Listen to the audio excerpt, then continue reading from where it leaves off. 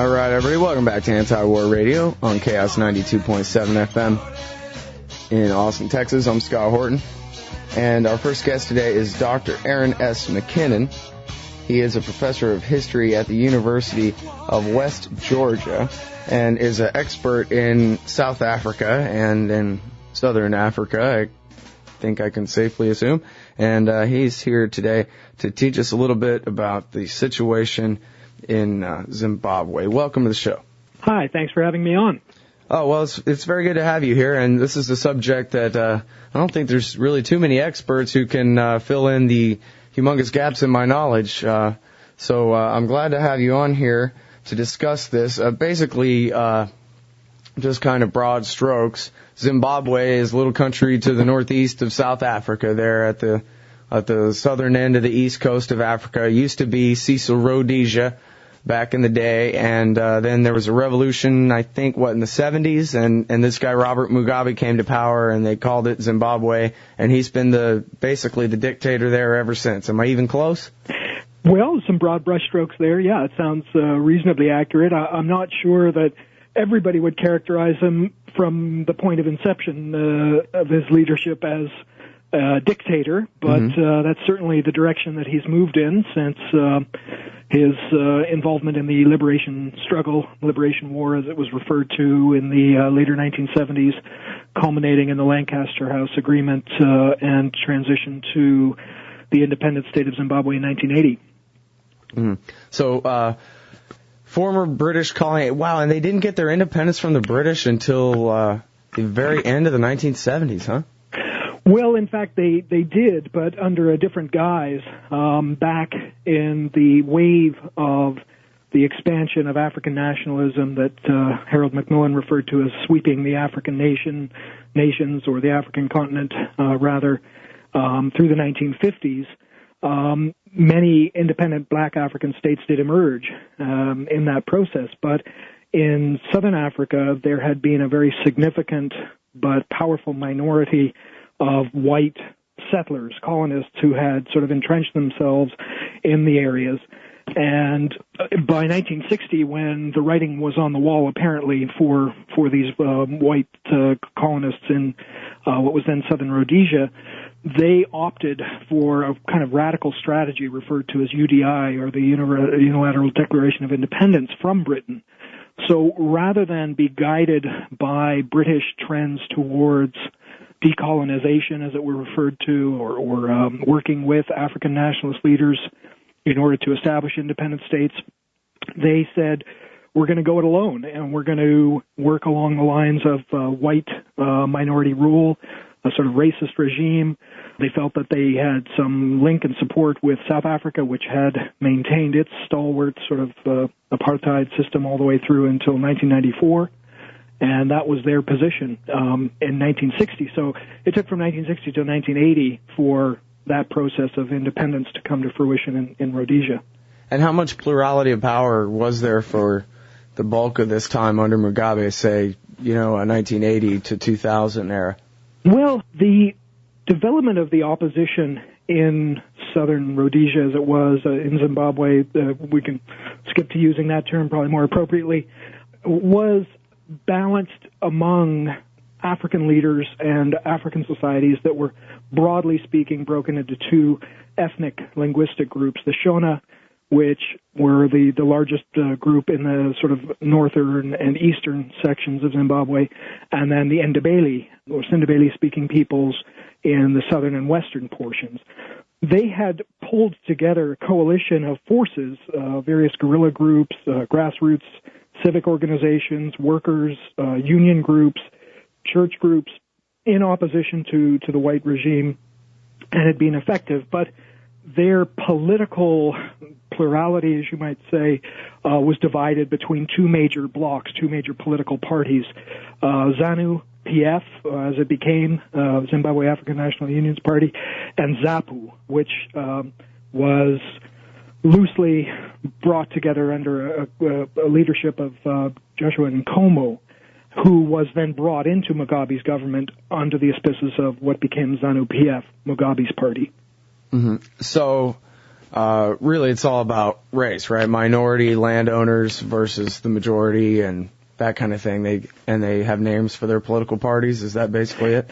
Well, I think this is one of the kind of misapprehensions or misunderstandings that often applies to the post-colonial circumstance in much of Africa is a kind of concern about viewing things purely in racial terms. I mean, certainly race plays a big part in the structures of colonial regimes and colonial oppression. And in the emergence of the new Zimbabwe, there were safeguards provided for minority whites in Zimbabwe, specifically to allow them to remain entrenched on the land.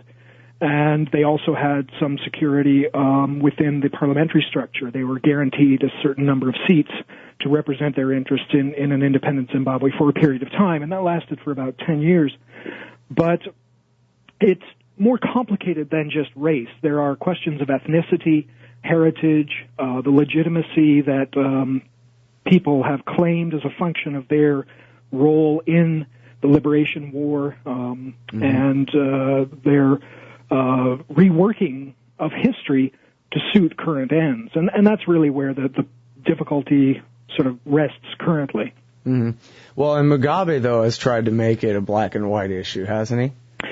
Well, he has sought to kind of reconstruct a nationalist identity, referred to as the kind of Sons of Soil, the Zimbabwean Sons of Soil identity that is really synonymous with the ideology of this political party, ZANU-PF. And much of the rhetoric that has come out of his political ideology is very much anti-Western, anti-white, anti-globalization. And that anybody who is perceived to challenge the orthodoxy and the primacy of that ZANU-PF message is seen as an enemy. And, of course, this includes the majority of Zimbabweans who are African who support opposition parties, such as the MDC. And so we don't want to be sort of falling into a trap of reductionism, but certainly the rhetoric has focused on white farmers. Now, understandably, in African states where colonial regimes were set up and the bulk of land was controlled by whites who were privileged under those colonial regimes, this becomes a very obvious target and an understandable target, that the redress of the past is going to be constructed in racial terms. Mm-hmm. Yeah, I mean, I'm all for individualism and property rights, but if you have people who inherited everything from a foreign empire, then, protecting their property rights against everyone else, in a sense, is, stealing from them, keeping things from them that they didn't rightly acquire. Sure, and that's part of a broader kind of argument that is made by people on the left, by academics, and by African politicians, and dare I say, people around the world, political analysts who said, look, we have this imbalance from the past, where 70% of the land was held in control in Zimbabwe by, less than 10% of the population. And certainly in South Africa, a very similar issue prevailed. And, one cannot say too much about the undermining of African independence because of those problems of the differential access to land. I guess the difference in the current situation in Zimbabwe is that Mugabe and his party have not necessarily sought to follow what we would consider to be a free and fair redistribution of land for the good of the larger economy. Has anyone ever really? Pardon me? Has anyone ever really? I mean, obviously, governments act in the name of those kinds of things a lot, but of course, if the government takes control of the land, it's only going to end up in the hands of the friends of the people who control the government. That's all. Well, that's a hazard. That's an argument that is sometimes made. I'm perhaps more familiar with the South African model, which was in the transition in the 1990s. The Constitution provided for the redistribution of land based on market forces and what they called a willing seller, willing buyer situation. And to be sure, the South African question of land redistribution is fraught with complications. It's far from adequate. There are many thousands, hundreds of thousands perhaps, who feel that they have been shortchanged by the failure of redistribution of land in South Africa. The situation is probably even more acute in Zimbabwe, in part because even until fairly recently, all through the 1990s, there was a privileged stake in the land by white farmers who were seen as economically productive, who were generating foreign exchange through tobacco and through other grains and products that brought in much-needed foreign hard currency. And, of course, at that time, even in the post-colonial period, Zimbabwe was enormously productive, and it had achieved very enviable rates of economic stability and progress, and things have since changed. Now, the redistribution, obviously, is problematic because Mugabe has used what's referred to as the fast-track land reform program there to basically wrest the land away from the small number of remaining white farmers on large estates and redistribute it, but it's being redistributed to party loyalists, to men who were veterans of the guerrilla war back in the 1980 period, and to those top elites within ZANU-PF. And therein lies the problem. It's not the question of how or should redistribution occur, but how and who gets the land. Right, yeah, these people who are cronies don't necessarily know a darn thing at all about growing tobacco or selling it or anything else. Right, and that's part of the argument. But again, that's a question of sort of policy, perhaps. There are those on the left who would argue that the long-term engagement of a country like Zimbabwe with a global economy by sort of subsuming its interests in foreign exchange and neoliberal economic policies is not really serving the good of the whole of the people. And so the problem with the current situation in Zimbabwe is pretty complex because it's not just about a bad leadership, which is, engaging in kleptocracy, the snatch and grab of land and resources and redistributing it to their cronies. I mean, that's the key problem. But there are these arguments that are made by ZANU-PF that really what they're doing is redressing the wrongs of the past. Mm-hmm. And at the risk of sort of privileging my own profession, I would say this is where historians need to come in and say, hey, there's a big difference between redressing the wrongs of the past under the guise of the needs of African nationalism and a reworked post-colonial circumstance, and on the one hand, with the problems of a pretty rapacious, fascistic dictator like Robert Mugabe on the other hand. Right. And, one of the ways that he's stealing the wealth, not just he, but the government of Zimbabwe has been stealing the wealth of the people is through inflation and through the absolute destruction of their currency. I've seen stories about $10 million bills and things going around like this was, post-World War I Germany. Absolutely. I think the highest figure I've seen over the past week has been something in the neighborhood of 164,000% inflation. Oh my God. And yeah, it's almost unimaginable. If you see press reports on the newspaper, if you speak with people about, shopping, for example, in Harare or in Bulawayo in Zimbabwe, you're talking about empty stores in which you might find an ancient loaf of bread, and you might have to pay, 50 million Zim dollars for it. And of course, the economy is completely dysfunctional. 80% rates of unemployment.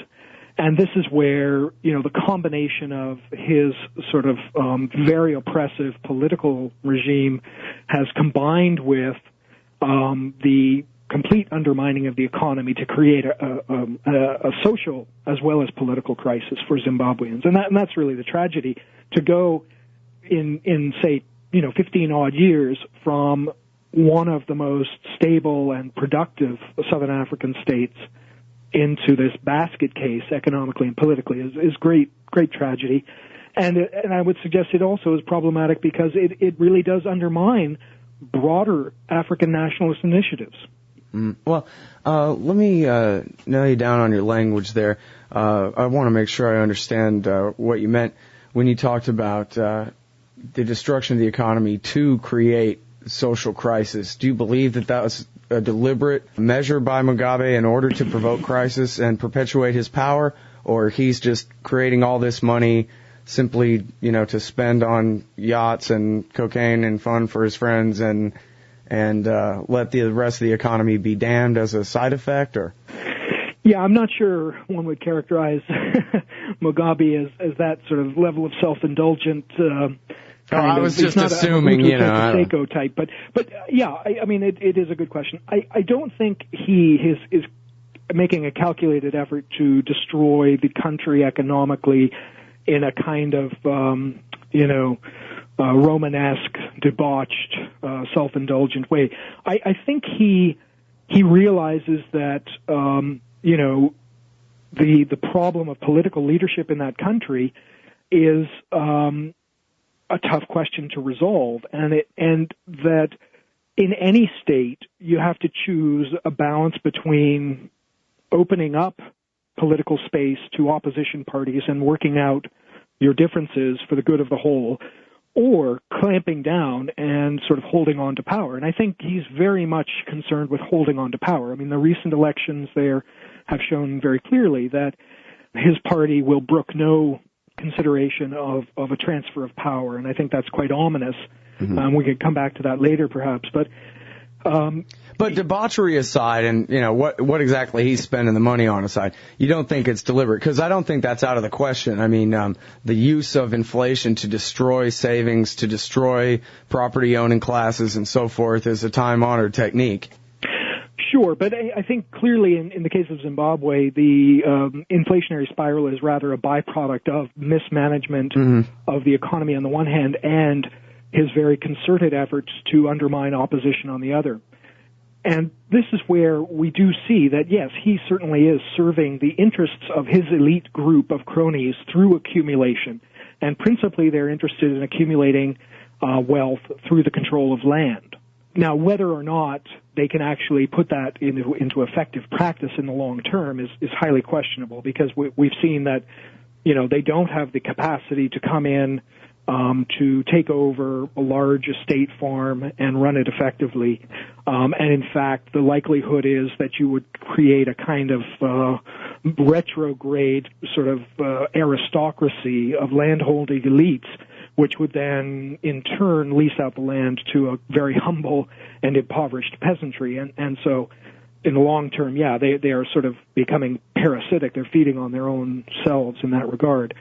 But the inflationary spiral is not necessarily a tactic used to undermine the opposition. They've had far more effective means. For example, Operation Murambatsvana, which was an effort in the period 2000-2002 to eradicate opposition groups in the urban areas of Zimbabwe by basically clearing out informal shack settlements in the towns. Oh, yeah, I remember that.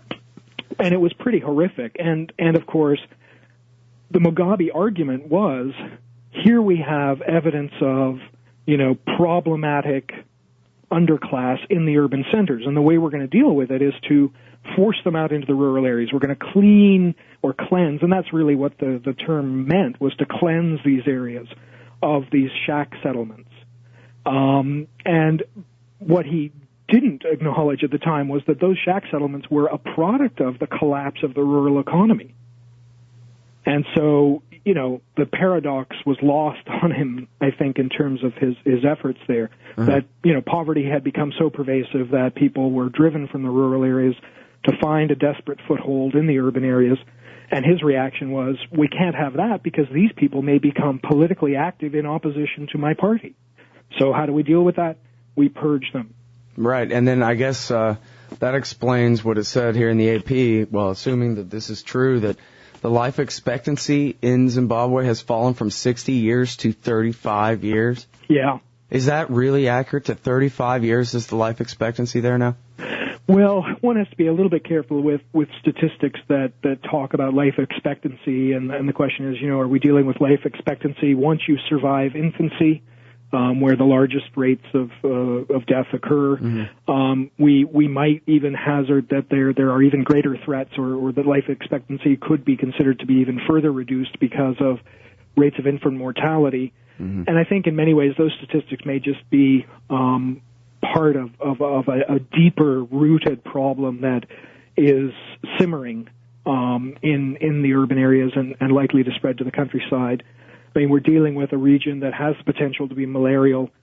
Tuberculosis and HIV, AIDS are certainly rampant in all of southern Africa because of transport linkages. And yeah, I mean, it is a profound statistic, and I think it does suggest a fairly accurate picture that the average person is not going to see life into their 60s.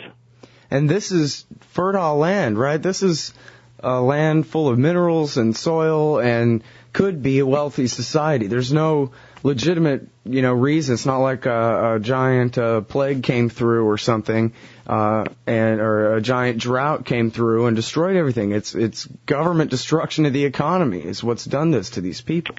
Well, that certainly is the conventional wisdom, and I agree with it largely. But and this is not intended as a defense of Mr. Mugabe, but if we listen to his rhetoric and we look at it in the broader global context, one of the arguments they're making is, or a series of arguments they're making is roughly encapsulated thus: there is a recent history of devastating environmental problems of drought, followed by some flooding.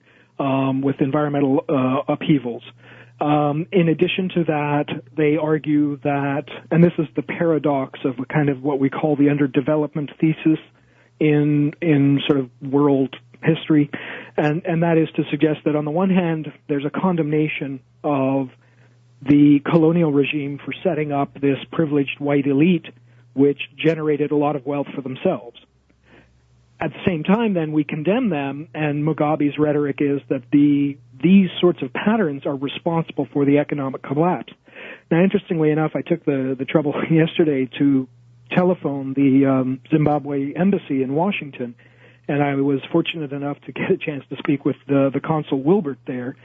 And he was very clear in his ZANU-PF sort of loyalist message that their argument is that the economic plight of the Zimbabwe currently is not because of what seems obvious, Mugabe's mismanagement. He says, no, that's not the case. Really, it is the Western and white-dominated political economy of the globe which has undermined everything we try to do. Now, some of that does go back to the historical period of what are called the structural adjustment programs that were applied to Africa, and I'm not sure if you're familiar with the IMF and the World Bank, where they come in and they call it the free market when they loot all your state-owned assets and take the money and run. Yeah, pretty much. At gunpoint. Yeah. And of course, a lot of Southern African countries were kind of pressured into buying into those. Yeah, that's what caused the great Ethiopian crisis of the 1980s, hands across America and all that. That was the World Bank that did that. Yeah, I mean, there's an argument that says that certainly World Bank policies undermine the ability of local producers in the state to contend with, the incredible forces of the global economy as they kind of, took advantage of these weak players.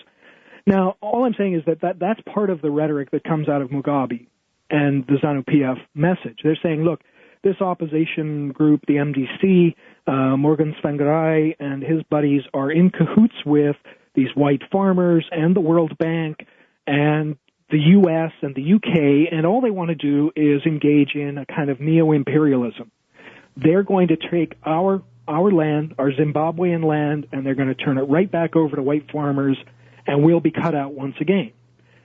Now, part of the argument is, well, maybe this is good because then you'll restabilize the economy. But nobody is suggesting that addressing the political crisis in Zimbabwe is going to lead to that kind of outcome. I mean, I think people are talking about, obviously, the rule of law, liberal democracy, a stable economy, controlling inflation.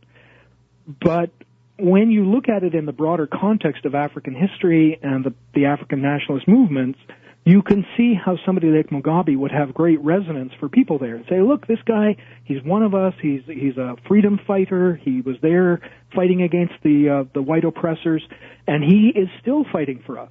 And he really does have neo-imperialism to point his finger at. I mean, the Americans aren't quite, red coat soldiers marching around down there. But when they send in their guys with their briefcases to say, listen, this is how we're going to work your economic readjustment, It's very much backed up with government force or at least overwhelming force in the world market and so forth. It's no different than the socialists being elected in South America. They have a neo-imperialism to point at and say, look, people, look at what they're trying to force us to do. You ought to vote left. And the people do. So here we're giving Zimbabwe, this cretin, a legitimate, excuse to say that he's defending the people from outside interference. Absolutely, you've hit the nail right on the head, and this is the crisis for the left writ large, or academics who are sort of a left-leaning approach like myself, to say, look, on the one hand, we certainly recognize, the need for redressing the wrongs of the past. The question is, are we prepared to support that at the expense of an opening up of the economy where everybody gets equal access? And so this is where Mugabe has been very, very crafty, is a very powerful public rhetoric that resonates with these nationalist or reworked nationalist ideas from the past to privilege his elite group. And if you look at the Zimbabwe political economy in the past 10 years, he's been very good at providing for the guys that he needs to support him. So the guerrilla veterans, who are the ones who have been invading the white farms there and sort of trying to liberate them, as it were, sort of taking them ransom. He makes sure they get access to money, to privileged political positions, and to farmland. Members in the army, members of the police, he's ensured that they too have access to, these privileged areas. So we have, a very shrewd political tactician here, undermining those two elements of African nationalist liberation movements. The one, which is a sort of organic indigenous response to the global economy, both in the past and currently, and the question of how to deal with the current economic struggles. Mm-hmm. All right, now a half hour into this interview, I guess I ought to ask you about the news.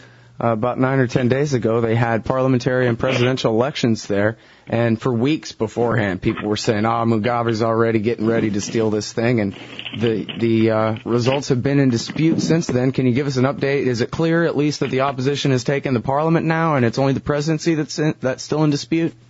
Well, certainly that's true of what is being reported, that, Parliament has been swept or is in control now by the MDC. And, of course, the larger question is the presidency, because over time Mugabe has managed to create an office of presidency which has considerably enhanced powers. For a period of time, if we'd had this discussion Thursday or Friday of last week, I would have said that the early indications were that Mugabe was perhaps preparing an exit strategy. They were talking about that last week a little bit. Yeah, and in fact, it was kind of curious. I was thinking about it. I'm not sure if you're aware, but Boston University has this kind of interesting ex-African presidents program.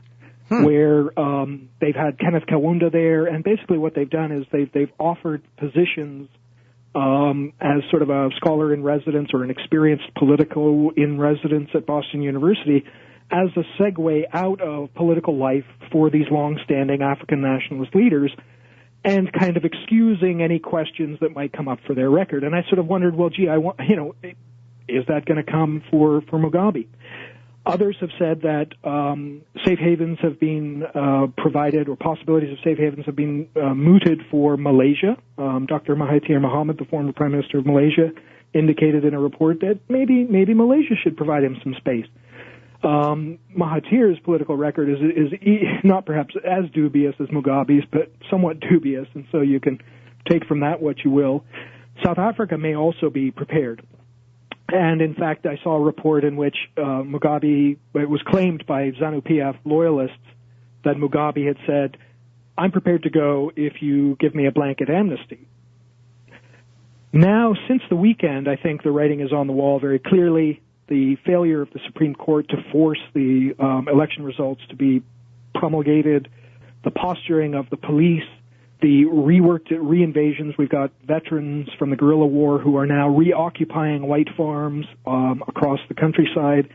I think every indication is that Mugabe has decided, nope, I'm not going to go that quietly and that easily, and they're going to force a runoff for the president, and I suspect that the reason why we haven't seen the results so far is that the results do not support a Mugabe win, and that he will be using pretty much whatever tactics and strategies he has available, including intimidation, political repression, bans on the media, to ensure that his message gets out and that he wins the next election.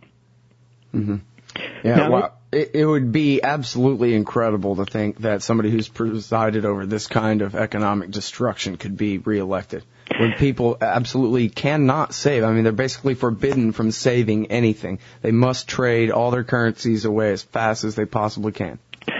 Well, and I think that's really where this current crisis has led to some glimmer of hope. He has won previous elections in a downward spiraling economy. And again, I think it's because he's had this very compelling message that, I'm here as your leader, defending your interests against the horrors of the past as represented to us in the horrors of this neo-imperial future. Right. And, I think it's interesting. I mean, some of the material I've been reading is curious because it says, hey, why is the guy still so popular? He has this kind of avuncular, dictatorial sort of approach to life. He's got that big man kind of presence, and he has been crafty at redistributing. I mean, the past election, he went out and he took farm tractors out to the countryside and said, here are farm tractors for my people. So, he has been able to whip up some support, but I think you're absolutely right. When people have to take a wheelbarrow full of currency to buy a loaf of bread, and then only to discover that the loaf of bread isn't even there, they're going to be voting in a different direction, if possible. But the problem is, no matter what the polls actually record, I think that ZANU-PF will make sure that a Mugabe win is presented within the next sort of 2-3 months at the outside. In fact, this fellow I spoke with at the embassy yesterday said that the MDC may not be able to claim power even if it wins an election. Yeah. Now tell me about this guy. I can't say his name. Tsvangirai. Tsvangirai, yeah. And boy, oh boy, I'll tell you, from The Guardian, a day or two ago, I forget, major powers here, such as South Africa, the U.S., and Britain, must act to remove the white-knuckle grip of Mugabe's suicidal reign and oblige him and his minions to retire, he wrote in The Guardian. How can global leaders espouse the values of democracy, yet when they are being challenged, fail to open their mouths? So apparently Mugabe's opponent is calling for American and British regime change to install him in power. Tell me that is not even in the cards in a million years, please. Well, it's very unlikely that, U.S. or U.K. people would be on the ground doing anything. What's much more likely, I think, at this point is he has made overtures to the South African government. Thabo Mbeki is a bit of a slippery character on this question. He has been, that's the current president of South Africa, he's been vacillating as to whether or not the appropriate amount of pressure should be brought to bear on Mugabe to step down and therefore create an atmosphere of free and fair elections. I mean, this is, it's a two-stage process. One is, can we create an atmosphere where free and fair elections can really take place in Zimbabwe? And two, even if we can do that, does that mean that Mugabe and ZANU-PF will accede to it? I think ultimately the South Africans will be in a position to bring the greatest authority to this question. But the leadership from Mbeki is not clear. Now, I know that Jacob Zuma, who is the heir apparent to the leadership in South Africa, has been recently elected as the chair of the ANC and is likely to be the candidate for the next presidential election and therefore likely to be the next president of South Africa. He has indicated that he believes Mugabe needs to go. But making that claim and actually enforcing it are two different things for two important reasons. One, ZANU-PF is so well entrenched, it might take serious physical action to oust him. And two, African leaders, especially of this generation, who themselves have been long-standing warriors in the liberation struggle, are very loath to press out of power somebody who has Mugabe's kinds of credentials for having supported the liberation struggle himself. So we're not going to be able to hire a neighboring state to invade like we did in hiring Ethiopia to invade Somalia back in December 06 and ever since then? One would certainly hope not.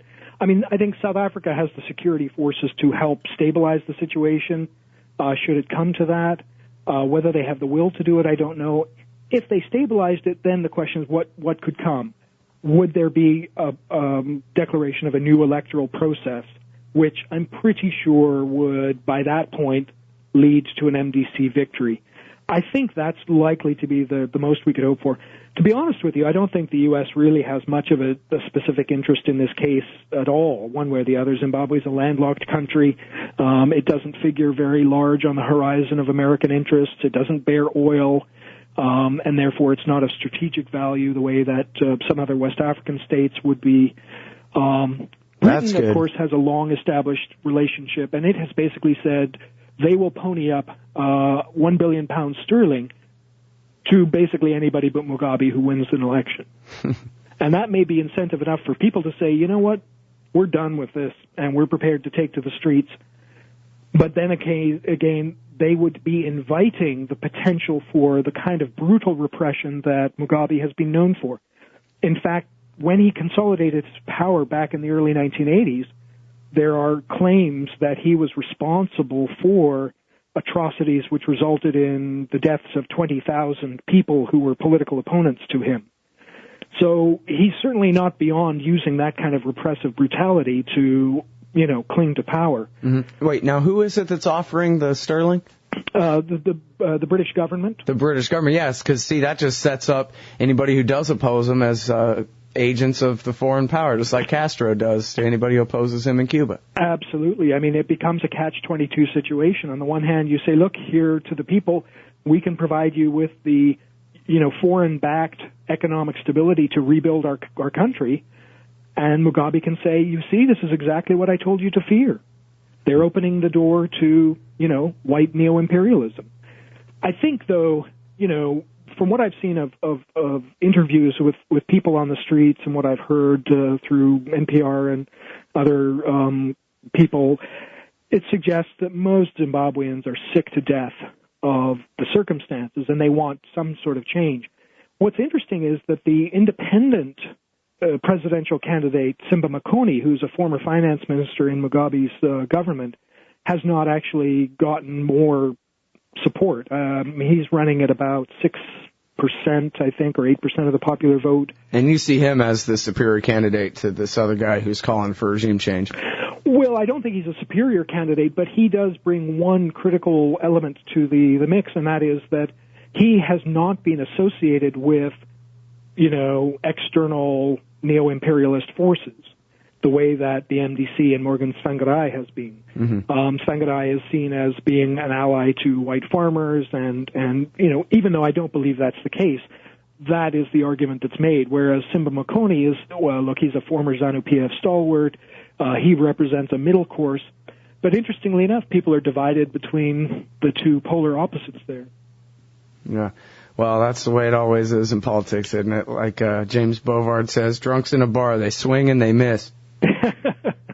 Well, a good point. Yep. All right. Well, listen, this has really been fascinating. I really appreciate your time. I'm really glad that none of this has to do with a war that America caused or not directly anyway. I guess we did cover the whole World Bank thing there, but apparently a conflict that's mostly none of America's business and is not slated to be. That's great news, at least. And I really appreciate all the knowledge that you've shared with us today about the background and the current situation going on there in Zimbabwe. Great. It was a great pleasure. Thanks for the opportunity. I appreciate the discussion.